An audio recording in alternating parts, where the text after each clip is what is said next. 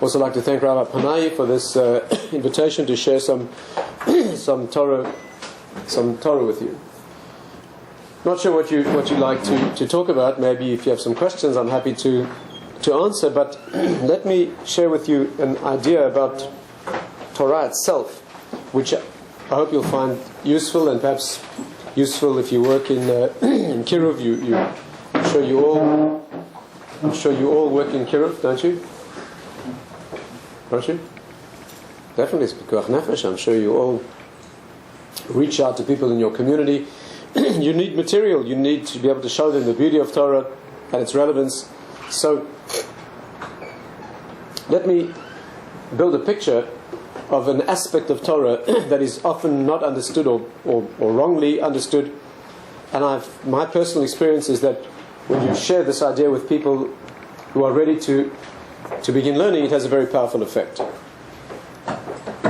And that is the fact that the Torah is the reality that underlies all of our experience. I think the Chazal that talks about this, the place to locate this, is that the Zohar says, Istakel ba'oraita ubara alma. Hashem looked into the Torah and then He created the world. Right? That's a very well-known statement. I'd like to maybe think about that this morning.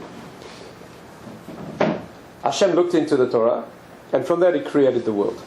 So people usually say it means that the Torah is a blueprint of the world. You know, like you have a building. Before you build the building, the architect draws up the plans. In that sense, the Torah comes first. But I'd like to try to show that it's deeper than that. That the Torah is a map that's much deeper than a map. It is a system that projects itself. It's a program that expresses itself in the world. All things in the world have their origin in Torah. It's an exact copy. The world's an exact copy of the Torah. Rav Moshe Shapiro said a beautiful thing. Why does it say Stakel bo'irata? Hashem looked into the Torah and He created the world. Why did He have to look? He forgot what He wrote? Why did He have to look inside? The language of the Zohar is Stakel. He looked inside the Torah, and from that He copied He wrote the world. He said because the world is a Sefer Torah also. The world is a copy of the Torah. The halacha is that when a sofer writes a Sefer Torah, he has to look inside and copy. Cannot write from memory, right? Do you have any sofrim here? Any sofer? Anyone? Sofer? Nobody? When a sofer writes a Sefer Torah, he's not allowed to write from memory. He has to look in a word and write. He has to look at the word and write to copy. Therefore, Hashem is reflecting that halacha. He is looking into the Torah and copies the world. When you look out at the world, you're looking at a big Hagbah. Here in your community, you do Hagbah before Kriyat HaTorah or afterwards? Before. So you lift up the Sefer Torah, everybody looks. You look at the world, you're looking at a big Hagbah, you're looking at a copy of the Torah. Right? The world, all experiences in the world, all phenomena, are projections of Torah, and therefore they map to each other exactly. But what people don't usually understand is that the world is not just a copy of Torah, it's a projection of Torah. I would say, perhaps you could use an analogy like this.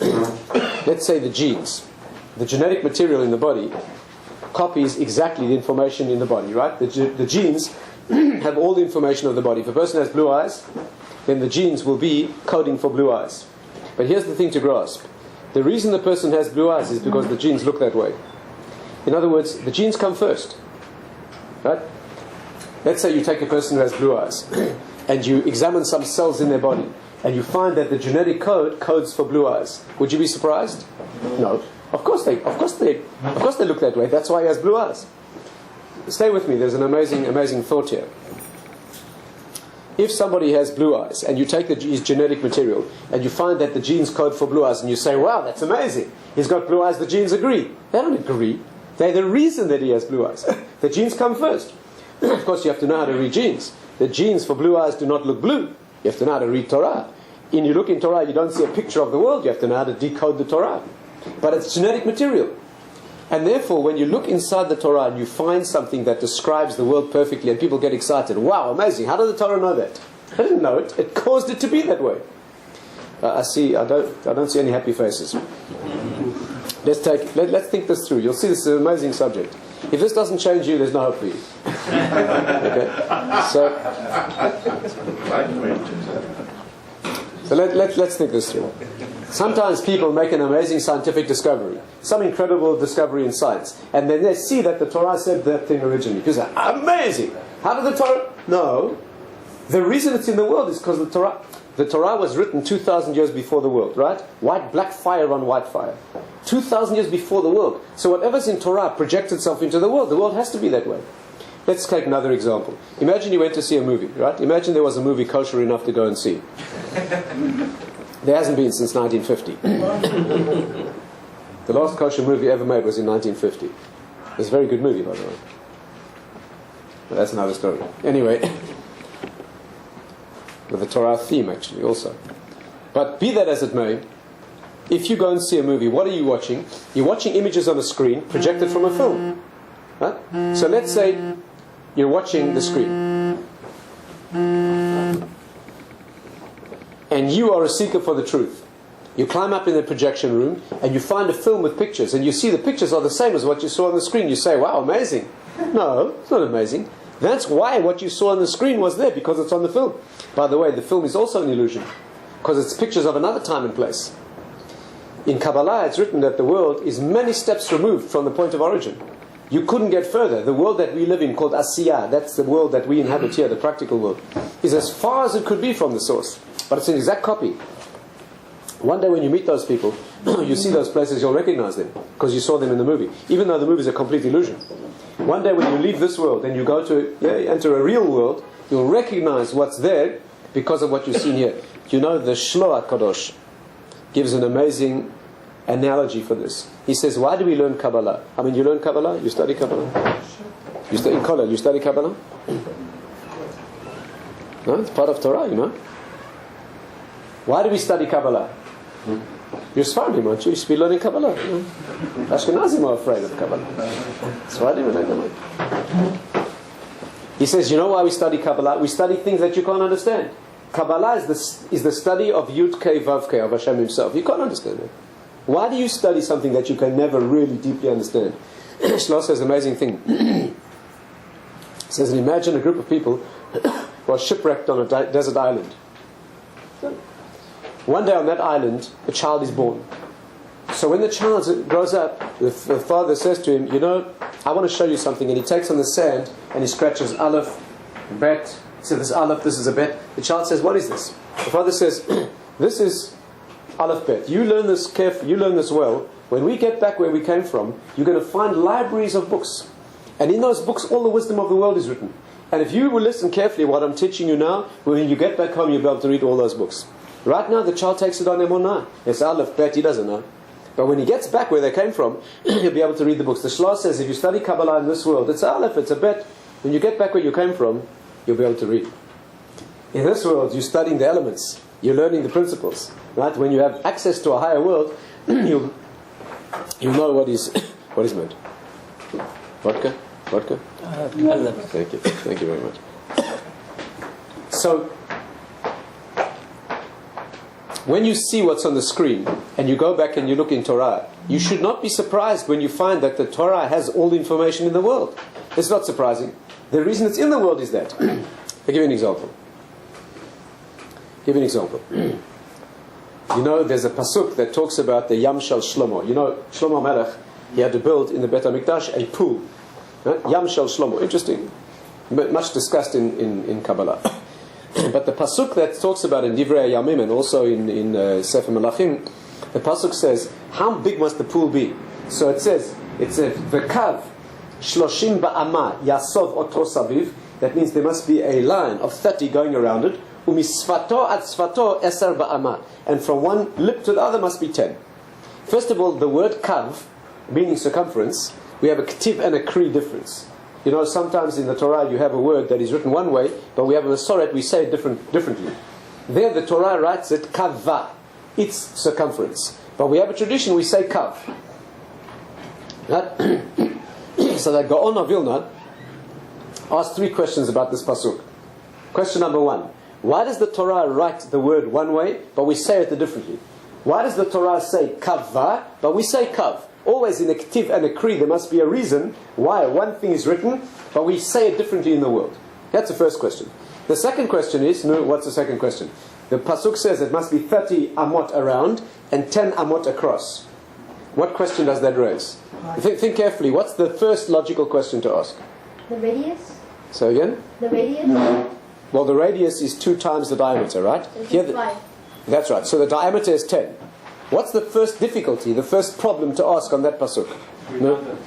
What? Should be a little bit less. That's not the first question. That's not the first. It's redundant. The first question is, why does the Torah have to tell you the circumference and the diameter? It's completely unnecessary. Any engineer, you tell him make it 10 across, he knows how much around. It must be. So it's unnecessary. And thirdly, it's wrong. And this is Torah. But it's wrong. Because if it's 10 across, it cannot be 30 around.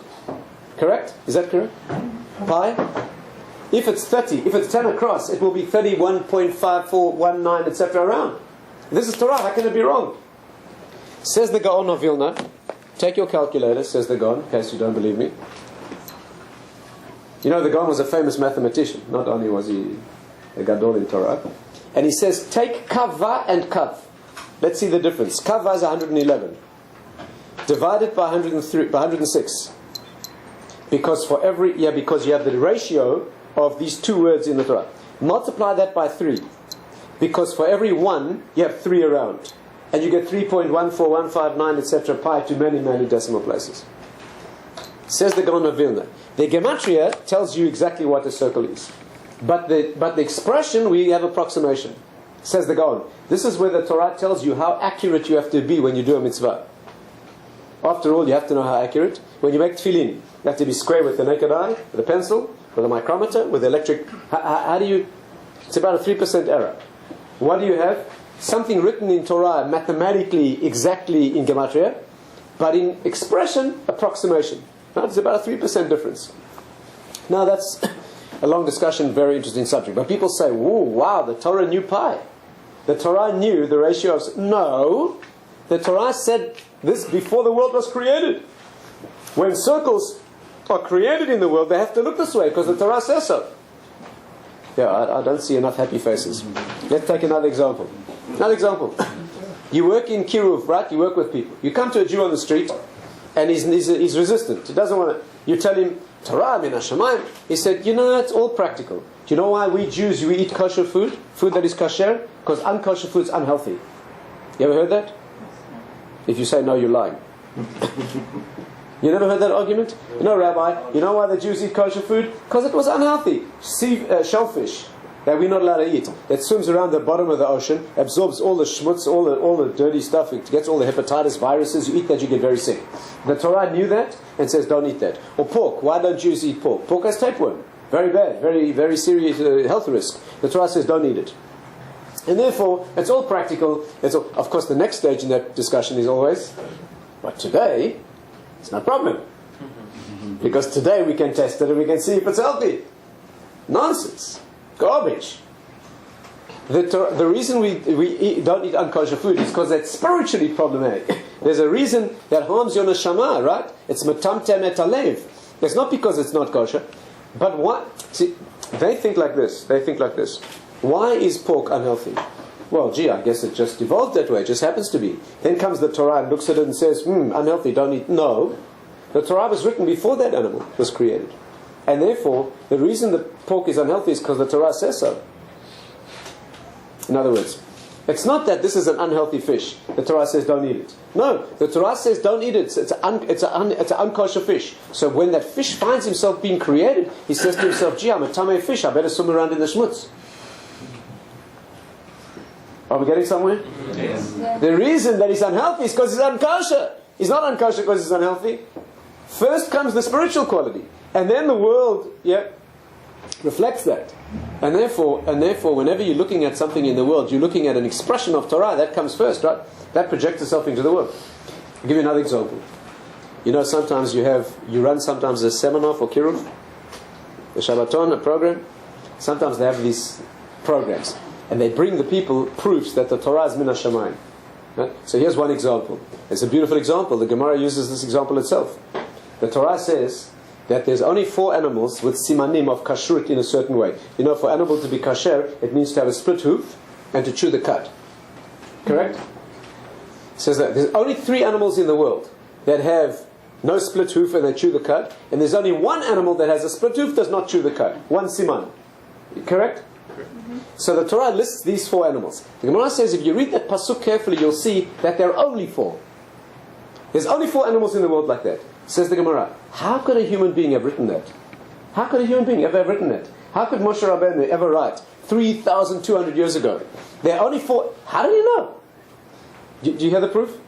One human being 3,000 years ago, where most of the world had not been... I hate to offend you as Americans, but this place was not even discovered yet. There was nobody here. The only great civilization in the world at the time was in South Africa. Everybody knows that.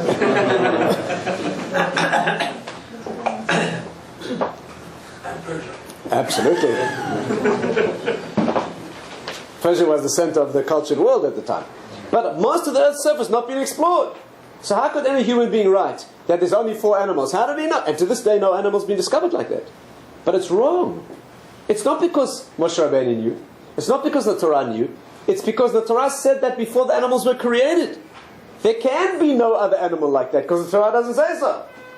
Is this clear?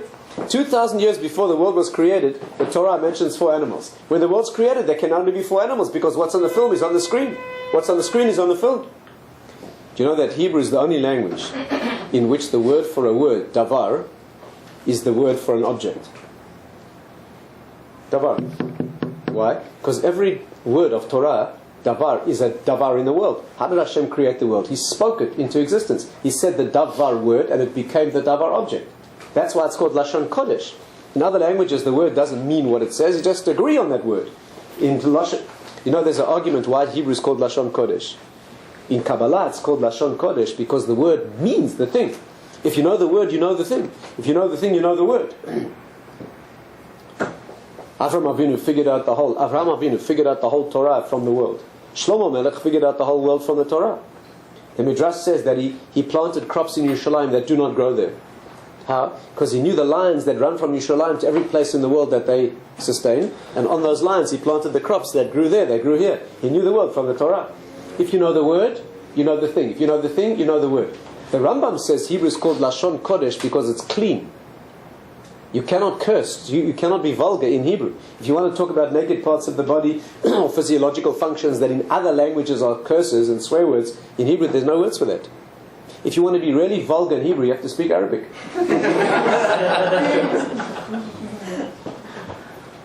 Because it's Lashon Kodesh. It's a holy language, right? But in Kabbalah it's called Lashon Kodesh because the words actually mean what they say. And the reason is, there's a famous concept Rabbi Dessler explains. What happens if you have something in the world and you wish to understand it deeply and you look for the word in the Torah and you find there's no word? That thing's an illusion. Somebody's painted it up on the screen, but it's not coming from the source. For example, isn't that beautiful? In Hebrew, there's no word for nature. There's no word for nature. The word teva is a word of rabbinic origin, does not appear in Torah. In Torah, you have matbeah and you have toveh, to drown. But you never have teva, nature. Why? Because einot milvado, there's nothing besides Hashem. But we don't see that. We see a natural looking world, so we give it a name, but the Torah doesn't do that. Another example. In Hebrew, in Torah, there's no word for doubt or certainty. No word. Safek and vadai are words that human beings made up. The Chazal made up those words. You will not find them in Tanakh. Isn't that amazing? Isn't that amazing? Because Hashem never created anything doubtfully. He created things and He didn't create things. You get confused, so you give it a name. And by the way, in the culture that we live in, there are many things you cannot say in Hebrew at all. In Hebrew, there are no words for adventure, romance, etiquette, chivalry, entertainment, fun, vacation. No words. What is adventure? Adventure. Somebody goes out and doing something thrilling and dangerous for the sake of the fact that it's thrilling and dangerous. What sort of person ties a rubber rope to his ankle, then leaps off a cliff to see if he can come close to becoming part of the scenery? We have a Hebrew word for that, meshugah, right? But in the world we live in, people have to almost die to feel alive. But you find people of great spiritual quality, those are jumping off cliffs to see if they can almost die. The Torah gives them enough of a thrill. Anyway, that's the concept. So the concept is like this. Torah uses a word and then it becomes an object in the world. And therefore the concept is whenever you see something in Torah that's an incredible description of the world, I'm not talking about Chazal themselves. When Chazal themselves, for example, the Gemara says that every fish that has scales has fins. You're not to be kasher, a fish needs fins and scales.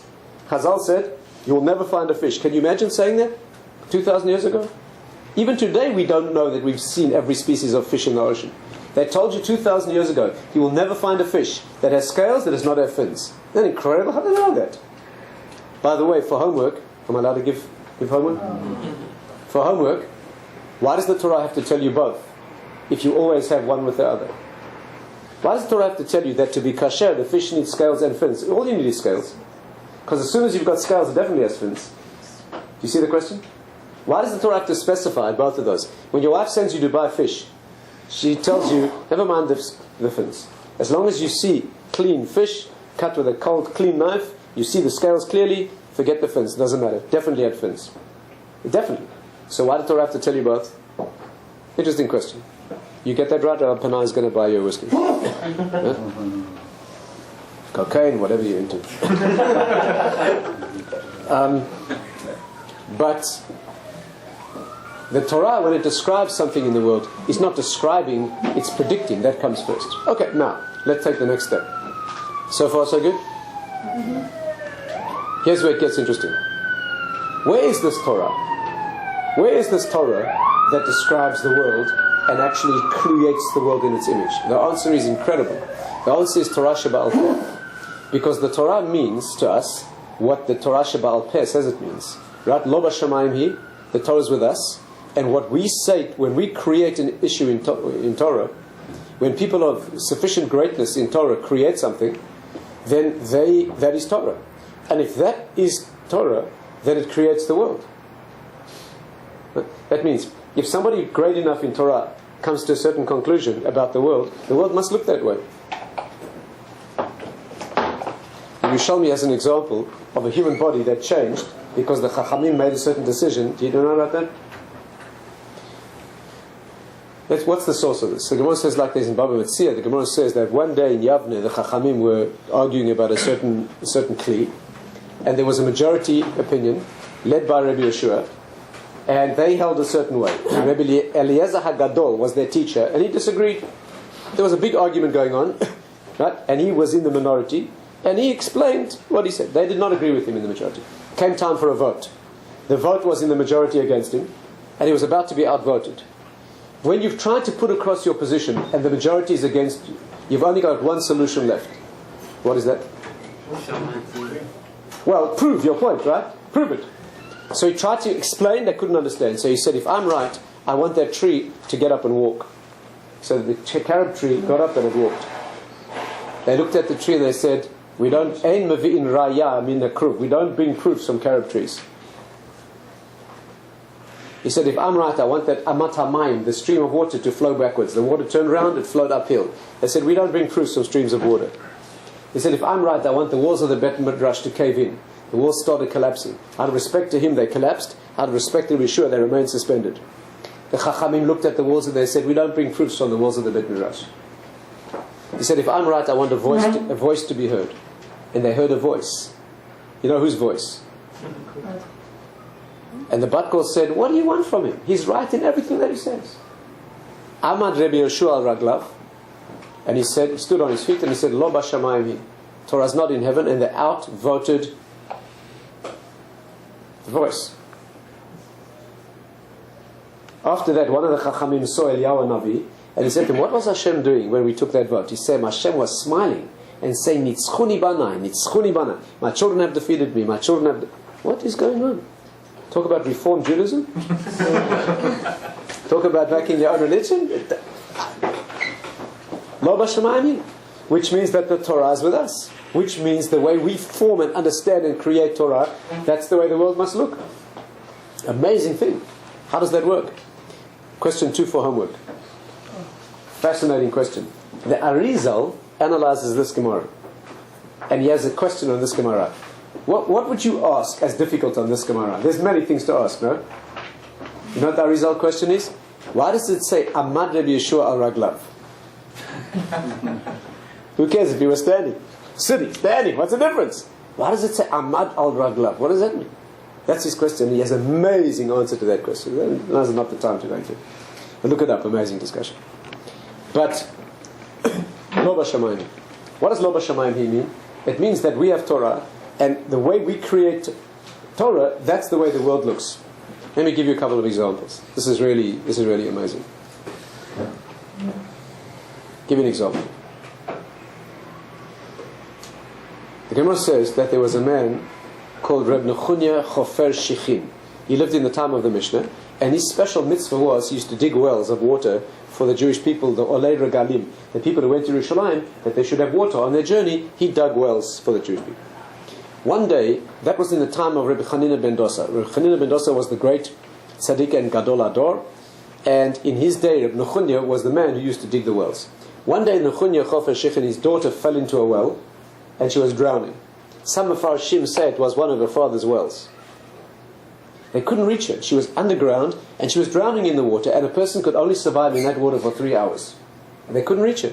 After 1 hour, it was desperate. They ran to see the gadol ador, and they said to him, "What do we do?" He said, "Shalom." Shalom. Next hour, things were getting worse. They went back. "What do we do?" The rabbi said, "Shalom." Third hour, limit of survival, desperate situation. They went back to the rabbi. He said, "Kfar alta," she's out. They went back. The girl got out. Look it up yourself. Amazing story. How did she get out? But she survived.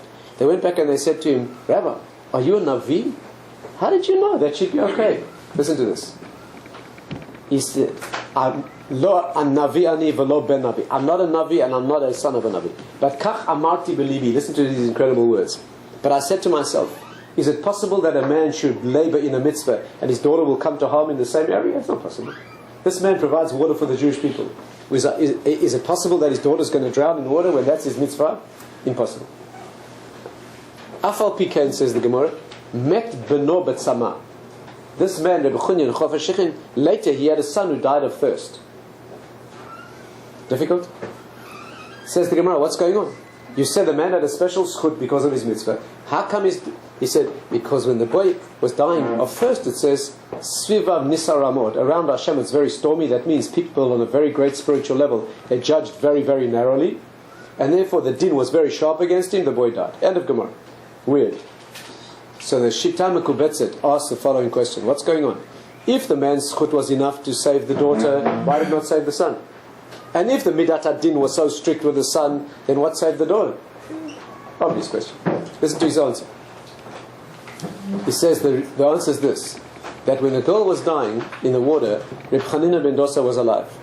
When the son was dying of thirst later, Od lo chai otot tzadik. He says when the boy was dying of thirst later, Reb Chanina was no longer alive. That's his answer. You know what he means? He means when the girl was dying in the water, Reb Chanina was alive, and he was the gadol ador, and his opinion was Torah. And when he said it's not possible for a girl to die in such circumstances, it was not possible, because he said so, because he's Torah. And when he has an opinion in Torah, the world has to look the way he thinks, because Lo B'Shamayim his opinion is Torah. The way his opinion is real, the way what's real in the world must be that way. But later when the boy was dying of thirst and he was no longer alive, Hashem says, fine, now I run the way the world I see fit. There's no place in the Torah that says if you do a mitzvah, your child cannot come to harm. It doesn't say that. Where does it say that in the Torah? But he said so. While he is Da'at Torah, while he is Torah opinion in the world, and he's alive to have an opinion, the world has to be the way he says, because the rabbi says so. Isn't it amazing? Do you know what this means? When you come to your local rabbi and you say, "Rabbi, is this chicken kosher?" and he says yes, he's not telling you it's kosher. He's making it. Today our power is very limited. You know, this is the Gemara. The Gemara in Sanhedrin in Chelik says like this: Ma ahamilan rabanan. Daf kuf somewhere around there, daf tzadi ches somewhere around there. The Gemara says, Ma ahamilan rabanan. What do the rabbis help us? They always tell us that a dove is kasher and an orev is not kasher. A dove, a pigeon, is kasher, and a raven is not. What do the rabbis help us? It's kasher, they tell us it's kasher. It's not kasher, they tell us it's not. What do we need them for? We have it in the Torah. Look in that Gemara. You know what the Gemara answers? The rabbi's not telling you it's kasher. He's making it kasher. When you come with your question to the rabbi, his psak is creating a reality. That Torah has been written. Yes. For creation of the world. Yes. But now it's been... All we do, all the rabbanim Yes. do, they project it to the Yes, world. yes. How could they create change, or how do they create another Torah project? The answer is this. When the rabbis project this into the world, they can only do it according to the principles of Torah. In other words, when Rabbi Shua said, Lo b'shamayim hi, what was he using? The power of majority, which is what the Torah tells you to do. There's a Torah says, Acharei rabim lahatot. You follow a majority. So they were using that in the world against the prophetic voice using Torah. That's what you have to do. The majority changes the Torah. Yes. No, the majority is a rule of Torah. Therefore, when it comes to a question in halakha, is this oven kasher or not? It was a question about, and the Torah says you decide it by means of majority. That's what we do. We're not changing Torah, we're applying it. Yeah, but If you decide that we're going to change Shabbat to a Sunday, listen, there's some communities in America, they changed Shabbat to a Sunday because parking's easier.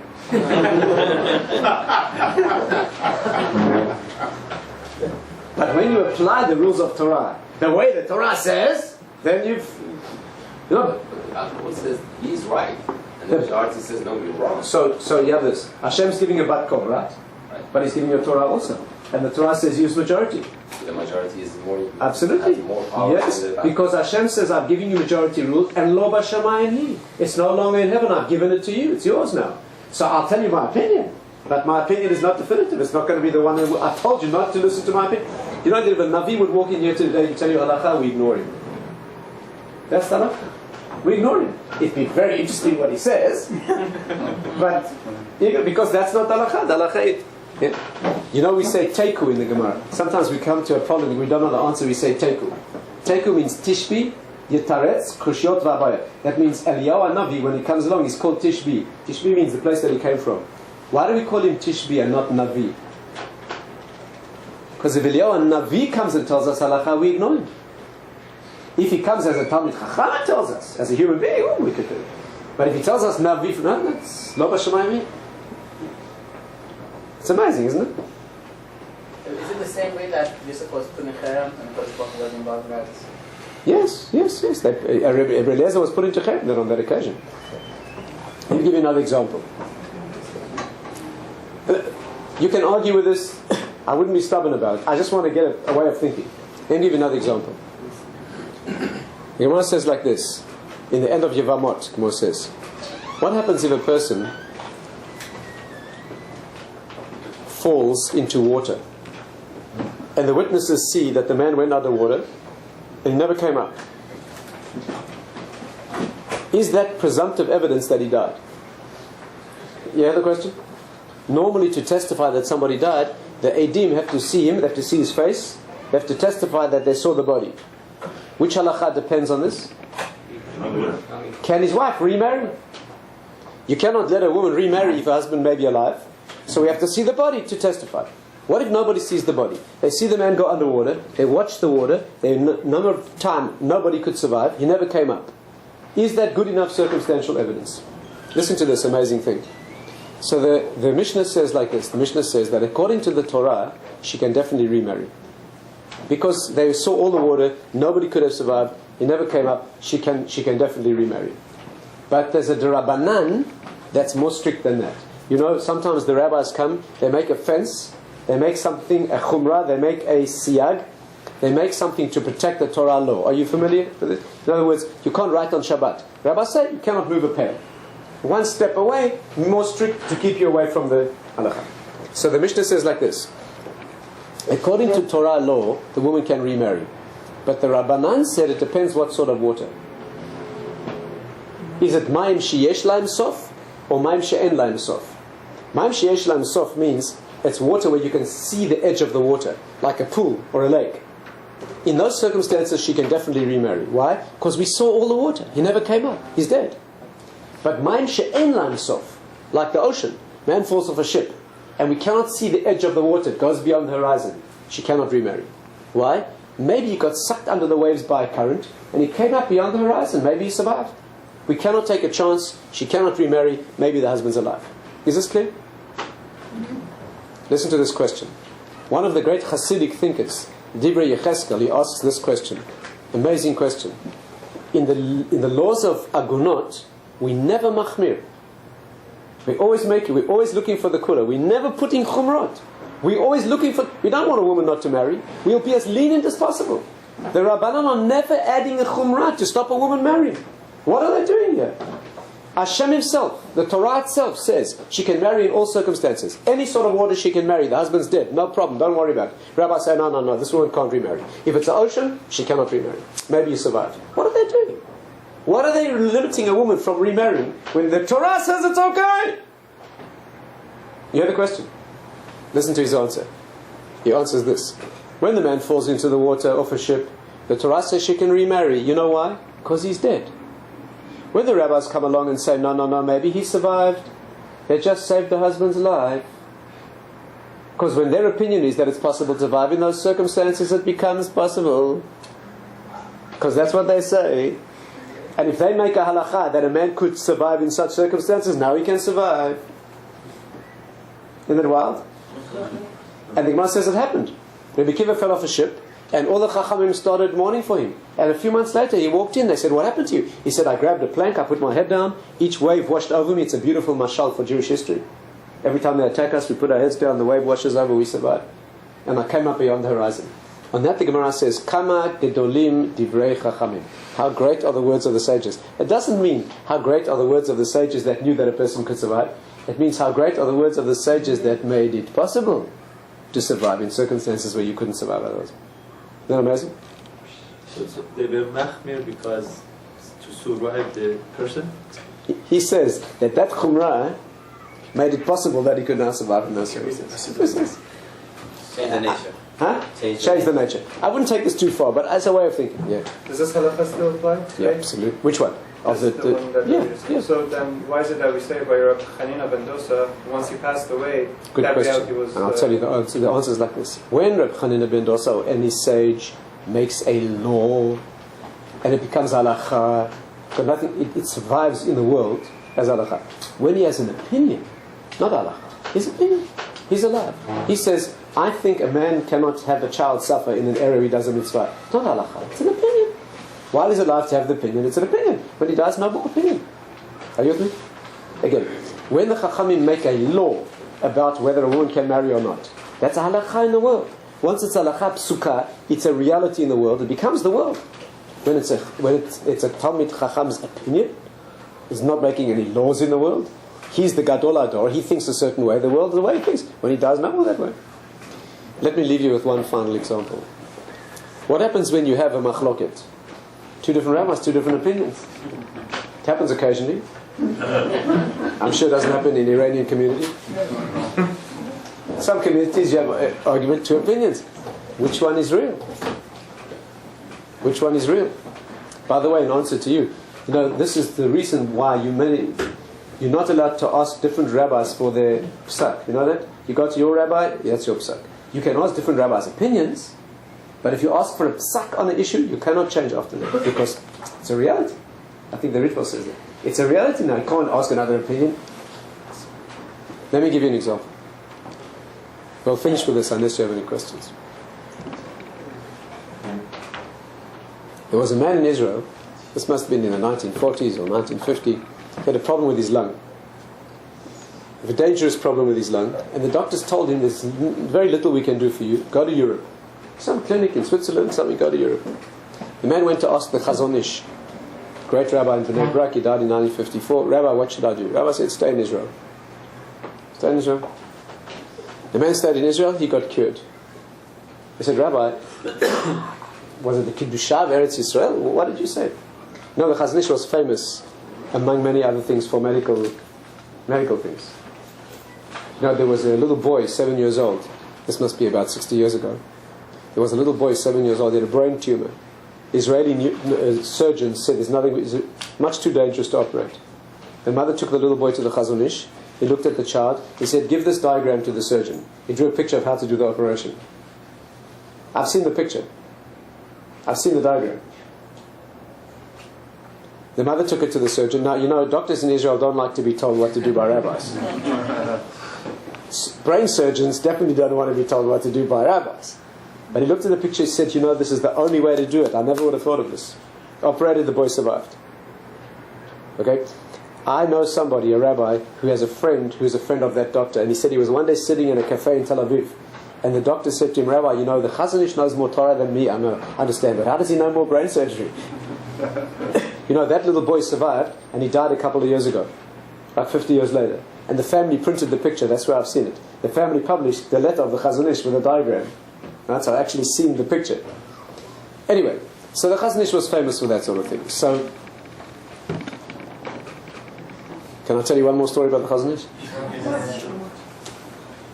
I heard this from a rabbi whose friend was present at the time. 1954, the bus is driving down Rehov Rabbi Akiva in Bnei Brak. In the front row are sitting two rabbis. One rabbi says to the other one, isn't it such a tragedy that the Chazon Ish has died?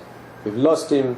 Tragedy for the bus driver, Israeli bus driver, short trousers, sandals. Says, these foolish rabbis, they say the Chazon Ish has died. Yeah, he hasn't died.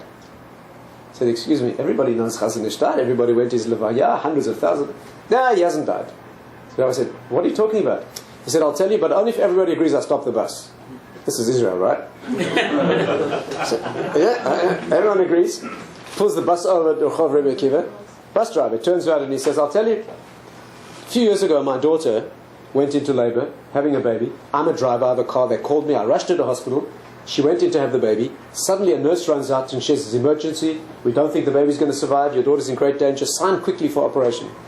I stood there absolutely petrified. What am I supposed to do? An old nurse walked past and she said to me, Ma'itcha, telech l'Chazon Ish. Go ask the Chazon Ish what to do. I said, who? Chazon Ish, big rabbi. I ran into Bnei Brak. I ran up the stairs to his house. I opened the door, didn't wait for any. I ran into the room. This old man turned around and looked at me. He said to me, Mazal Tov, go back, everything's fine. Went back to the house. I said, we don't know what happened, everything's fine, baby born, no problem, everything's fine. A couple of years later, recently, same thing happened again. My daughter, I take her to hospital, they rush her in, emergency, we don't know what's going wrong, sign quickly. I didn't wait a second. I ran to the Chazon Ish's house. I ran up the steps, all closed up. Where's the Chazon Ish? They said, he's died. Where's his kever? They told me. I ran to the grave. You might not believe me, but I heard a voice. Voice said to me, voice said, Mazal Tov, go back, everything's fine. Wait, everything's fine. And these foolish rabbis, they say the Chazon Ish has died. Anyway, so the Chazon Ish told him, you stay in Israel, you get. So the man got better. How did you know you'd get better in Israel? Chazon Ish said like this. When this man came to me to describe the problem with his lung, I recognized that as a problem the Gemara talks about in Chuli. Gemara talks about an animal with a problem in its lung. Is this problem making the animal kasher or treif? Is it a treifa or not? You know, if an animal's kasher, it means that the problem with the lung, it will heal. It's not a lethal problem. You examine the lung, it's a problem. This will not kill the animal. It will get better. But if this is the kind of a problem that will get worse and kill the animal within a year, then it's treif, you cannot eat the animal. That's halakha, right? Treif means an animal that's dying, it's not, you cannot eat it. But an animal that is ill but healing will not kill the animal, that would be... No, we try to take lungs that are completely smooth. Right? Glad so that you have... But if it's not, then you have to make a judgment. Now this particular problem with the lung, said the Chazon Ish, happens to be an argument. And it's an argument brought all the way down to the modern age. Today we have a machloket about that particular problem with the animal, kasher or not. And it happens to be a machloket between the Bet Yosef and the Ramah. The Bet Yosef says such an animal is kasher. The Ramah says such an animal is treif. If you're a Sephardi and you have an animal like that, you can eat it because the Bet Yosef says it's kasher. If you're Ashkenazi, you cannot eat such an animal because the Ramah paskins that it's treif. I said to myself, you know what that means? That means that the Bet Yosef understands that this problem is not a dangerous problem. Otherwise he could not say it's kasher. The Ramah must understand that this problem is a dangerous problem, will kill the animal. So I said to myself, the Bet Yosef is the Moreh Ba'atra. He's the final halachic authority in all Eretz Israel. The Bet Yosef, he's the final authority for Israel. The Ramah is the authority for all of Europe because he's the chief Ashkenaz opinion. So I said to myself, that means if you're a cow in Israel, you're okay. If you're a cow in Israel with this problem, you're fine. No self-respecting cow in Israel is going to die with this problem because Bet Yosef says he's fine. But if you're a cow in Switzerland, you're in big trouble. Because if you're a cow in Switzerland with this problem, the Ramah sentenced you to death. Because when the Ramah says this animal is in danger, this animal's going to die. You better stay in Israel.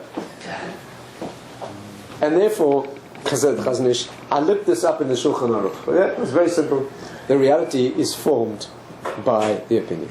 Okay, we'll stop here if you have any questions. Yeah. How is it that if we're, and take the analogy of the projector, we're living in the farthest away from the source. Yeah. But we have the ability to change. How is it possible that we have the ability, the capability to change the source? I'll tell you that we are living. The movie changing itself. That's right. We are operating in front of a touch screen. Touch screen. There's an image on the screen. You move it around with your finger. You do a mitzvah, which is a physical action. Almost every single mitzvah in the Torah is a physical action. Almost every one. Maybe 5 or 6 or not. You do a mitzvah here. You move things in the higher world. The Nefesh HaChaim says it's a chevel, a rope. Pull this end, that end moves. And therefore you do a mitzvah. You know what the word mitzvah means? To be joined together. Tzevet. But tzavta chada means in a bond. In Hebrew, tzivui is a commandment. Mitzvah means also to be bonded together. When you do a mitzvah in this world with your physical body, you change the source. Amazing. That's the way the world works. Yes, yes, please. Where Rabbi got the number 2000? The Midrash says that 2,000 years before the world was created. Where that comes from? Why 2,000? That needs thought, but it just seems to be like this. That 2,000 years is a span of time that's a unit. For example, the Gemara says that we have a world that exists for 6,000 years. The first 2,000 years was called Tohu, chaos. The second 2,000 years called Torah. The third 2,000 years, where we are now, that's called Mashiach. Called what? Mashiach, which is again a return to the chaos, in case you hadn't noticed.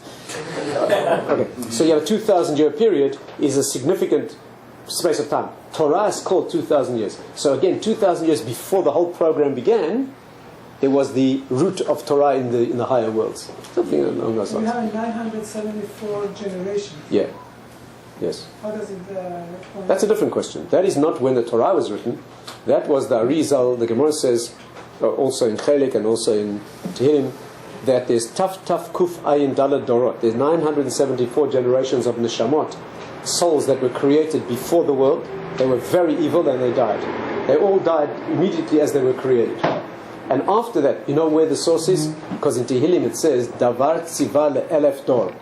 You commanded your word to the 1,000th generation. But there's no 1,000 generations. There have never been 1,000 generations. There were 10 generations from Adam to Noach, 10 generations from Noach to Abraham, and 6 from Abraham to Moshe, only 26. Yes, it says, but there were 974 generations before the world. They were created and they were very evil. And as soon as they were created, they died. And then there were 26 generations from Adam to Moshe. So that's 1,000 generations. It's a different concept. Yes, any final question? If Rabbi could explain, Rabbi explained Torah Sheba'ateh, Torah Shebichtav in a short way. Rabbi could elaborate on that. I think that people will understand also how could we interfere in the period through Torah Sheba'ateh. Okay, this is a long, complicated subject. This is probably the most important thing to understand about Torah, and probably the most difficult, that the Torah is given in 2 forms. Torah Shebiktav, the written Torah, at the same time a Mishnah which is called Torah Sheba'al Peh. The Torah Sheba'al Peh is a transmission that we are given, in which we are given the tools to apply. The Torah Sheba'al Peh does not mean it's another Torah. What it means is it's a set of rules that we can apply to the written law to extract the information and apply it in the world, right? And that is why we are partners in Torah. It's not something written in a book on a shelf. It's a dynamic process that, according to the rules correctly applied, in people authoritative enough, that is the living, that is what makes Torah a living and dynamic thing, and it goes through history. And that's why we look up to the great personalities of Torah as themselves Torah. They're not just people who have opinions.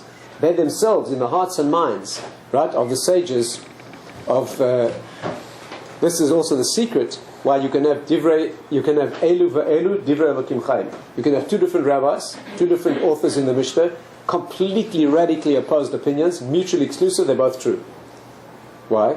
Because the Torah is a multiplex document, and each halachic application, each great mind in Torah that brings out from the source, that's valid. That's valid. He has his opinion. So Bet Hillel, Bet Shammai, they're both true. We cannot make halakha both ways. They have to make a decision in the world. But both of them are true reflections of the source. That's because the Torah itself is not a monolithic, one-dimensional document. It is a multiplex, complex and compound thing. And like sparks flying from the anvil, the Torah, the oral law, is an application of that and fits all the circumstances in the world. There needs much more discussion, but that's the beginning. Yes, please. In the case of battle, I understand that it says this was Bashamayim, but how did it end in some of the tragedy?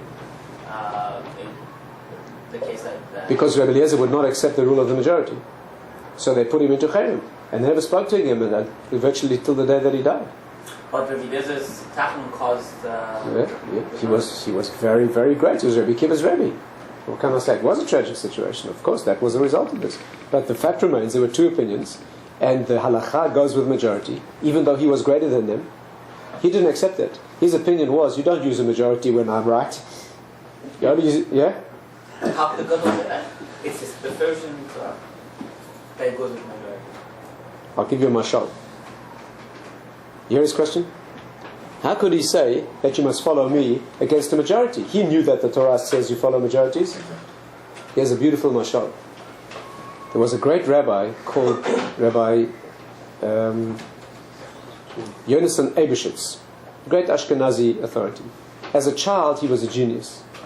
He lived in a town in Europe where there was a Catholic priest who tried to convert him to Christianity all the time. Because he's a very talented little child. He used to argue with him the whole time. One day the priest came to him and he said to the little boy, I'll prove to you that you should become a Christian according to your own Torah. Because your Torah says, Acharei Rabbi Lahadot, you've got to follow majority. We Christians are a big majority. You Jews are a tiny minority. So according to your own Torah, you have to follow the majority. The little boy said to him, the law of majority only applies in the case of doubt.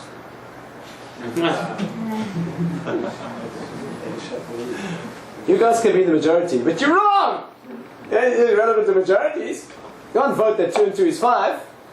You understand? And therefore Rabbi Eliezer said, the vote, it doesn't apply here. You fellows are wrong. You may be the majority, but you're wrong. I'm telling you what's right. And they said, well, Rabbi, we can't understand what you're saying, therefore we have to use majority. Well, you can't vote on that, can you? That was the problem. What about when he says Bashamayim? He uses backward. Do you know that he wasn't Bashamayim? Yes. He wasn't trying to get them to rule according to Shemayim. He was trying to prove to him that he was right. That's all. He wanted to show them evidence for his being right. How are you going to do that?